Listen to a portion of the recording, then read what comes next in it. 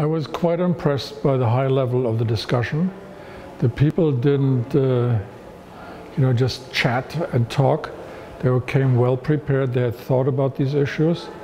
And I've learned a great deal about the problems that preoccupy Europe, from the failures or successes of the EU to populism and the relationship with the other great powers. The Franco-German axis or engine or couple is overrated, because these are the two most powerful nations in Europe, and none will submit to the other, and they're always fighting over control and power. And that runs all the way back to the beginning of European integration, when, for instance, the French vetoed the European defense community because they're afraid of a resurgent Germany. And you can run all the way through to Macron, who has an economic policy that is almost diametrically opposed to German policy. German policy is market-based, French is étatiste, statist. The French want to get their hands on the German till, and the Germans obviously resist. The Germans emphasize market-based policies and reforms, and France and other southern tier countries have a very hard time for the kind of reforms that will make them competitive. Well, multilateralism, the European Union is the very epitome of multilateralism, and that's its strength and its problem. Its problem is that you have to get 28 and soon 27 governments on board, and that makes this large animal, the EU, move slowly and sometimes quite hesitantly. This is the problem of multilateralism. It's good because it gets everybody on board, and it's not so good because it doesn't allow for decisive action.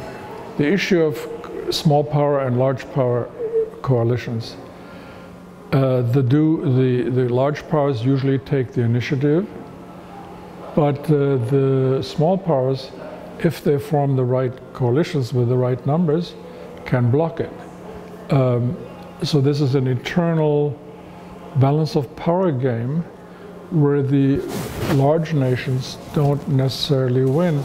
I mean, a good example is Germany's Angela Merkel trying to Europeanize the refugee policy, demanding that everybody shares alike the burden of taking in refugees.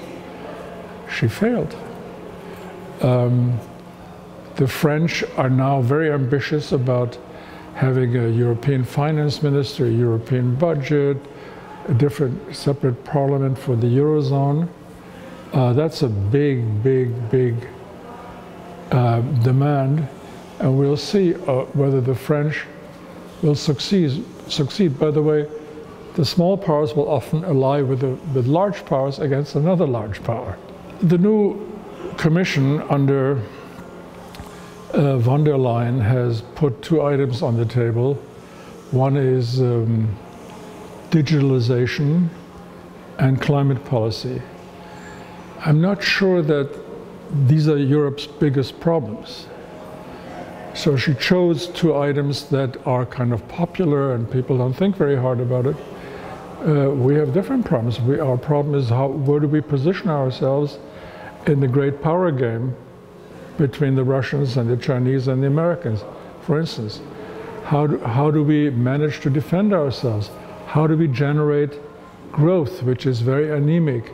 So I think these are the important questions. They're also the very hard questions. And when you say digitalization, that's a very pleasing idea. But how does the state generate digitalization? I mean, the government did not grow Silicon Valley.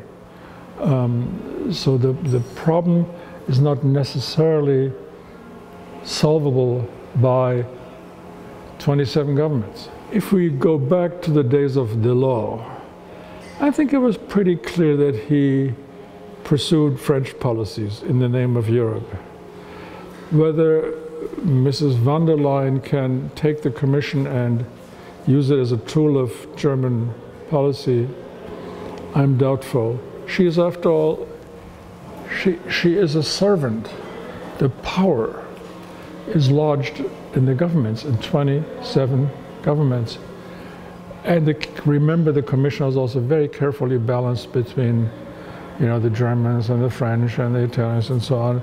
So there is a balance of power system which doesn't allow somebody like von der Leyen to Germanize the Commission.